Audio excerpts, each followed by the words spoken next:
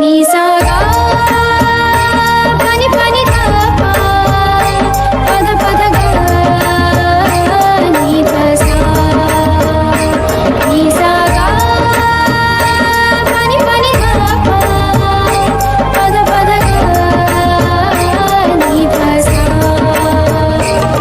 ही गाथा अस्तित्वाची शौर्याची पराक्रमाची ही गाथा अस्तित्वाची शौर्याची पराक्रमाची या मातीमधल्या कणाकणातील मौल्यवान रत्नांची या मातीमधल्या कणाकणातील मौल्यवान रत्नांची कर्तृत्व इथे गगनाला भिडे परिमोल जाणून घेऊ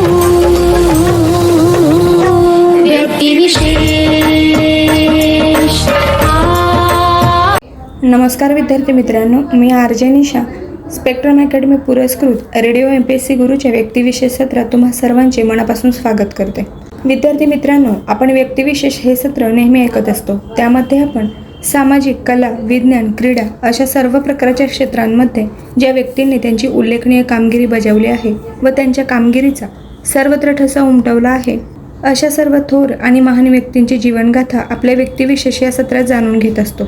चला तर मग आज आपण जाणून घेऊया अशाच एका थोर व्यक्तीची जीवनगाथा, ज्यांचे नाव आहे गुलाबराय बाबू. भारतीय हिंदी साहित्यातील समर्थ निबंध लेखक, हिंदी भाषेत तत्त्वज्ञानपर विचारांची मांडणी करणारा पहिला लेखक म्हणून बापू गुलाबराय यांची ओळख आहे. हिंदी भाषेतील खडी बोलीमध्ये त्यांनी लेखन केले आहे. तत्त्वज्ञानपर व साहित्यपर अशा 2 विभागात त्यांनी लेखन केले आहे. त्यांचा जन्म उत्तर प्रदेशातील इटावा येथे झाला. त्यांचे वडील भवानी प्रसाद धार्मिक प्रवृत्तीचे होते. त्यांची आई या देखील श्रीकृष्णाची भक्त होती. त्यांचे प्रारंभिक शिक्षण मैनपुरी येथे झाले. माध्यमिक शिक्षण पूर्ण झाल्यावर ते इंग्रजी शिक्षणासाठी जिल्ह्याच्या ठिकाणी गेले. त्यांनी आग्रा येथे पदवी शिक्षण पूर्ण केले. इथेच त्यांनी तत्त्वज्ञानात पदव्युत्तर पदवी घेतली. शिक्षण पूर्ण झाल्यानंतर छतरपूर येथे राजांचे खाजगी सचिव म्हणून त्यांनी प्रारंभिक कार्य केले. पुढे ते या संस्थांचे दिवाण झाले व नंतर मुख्य न्यायाधीश म्हणून देखील त्यांनी जबाबदारी सांभाळली. राजाच्या निधनानंतर त्यांनी नोकरी सोडली व ते आग्रा येथे येऊन राहू लागले.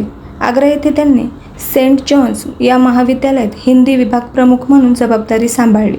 आयुष्याच्या अंतिम क्षणापर्यंत ते साहित्य साधना करीत राहिले. घरातील धार्मिक वातावरणाचा गुलाबराय यांच्यावर प्रभाव पडला व त्यांचे प्रतिबिंब त्यांच्या साहित्यातून दिसून येत होते.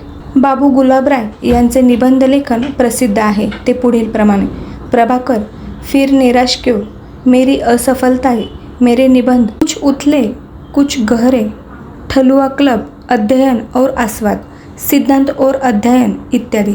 त्यांचे तत्त्वज्ञानपर ग्रंथ हे देखील प्रकाशित आहेत.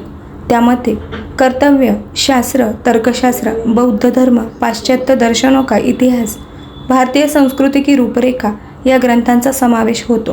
त्यांचे विज्ञान वार्ता व बालप्रबोध हे 2 बालसाहित्यांवरील पुस्तके देखील प्रकाशित आहेत. सत्य हरिश्चंद्र, भाषाभूषण, कादंबरी, कथासार हे त्यांचे संपादित ग्रंथ होत. याशिवाय त्यांच्या अनेक स्फुट रचनाही प्रसिद्ध आहेत. त्यांच्या साहित्य सेवेबद्दल आग्रा विद्यापीठाने त्यांना D.Litt पदवी देऊन सन्मानित केले. त्यांच्या सन्मानार्थ भारतीय डाक विभागाने 22 जून 2002 रोजी एक तिकीट काढले. बाबू गुलाबराय यांनी एक मौलिक निबंधकार, उत्कृष्ट तत्त्ववेत्ता, समाजतज्ञ तसेच यशस्वी संपादक म्हणून हिंदी साहित्यात आपले अढळ स्थान प्राप्त केले आहे. 13 एप्रिल 1963 रोजी आग्रा येथे त्यांचे निधन झाले. तर श्रोते हो, आज गुलाबराय बाबू यांचा स्मृतिदिन आहे. स्पेक्ट्रम अकॅडमी पुरस्कृत रेडिओच्या मंचाकडून या महान नेत्याला विनम्र अभिवादन.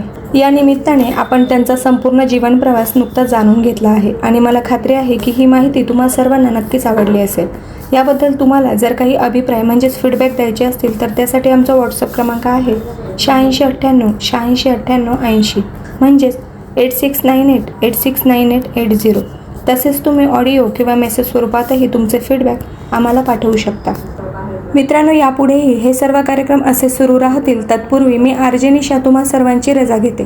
पुन्हा भेटूया आपल्या व्यक्तिविशेष या सत्रात आणि जाणून घेऊया असेच एका थोर आणि ज्येष्ठ व्यक्तीची जीवनगाथा. धन्यवाद.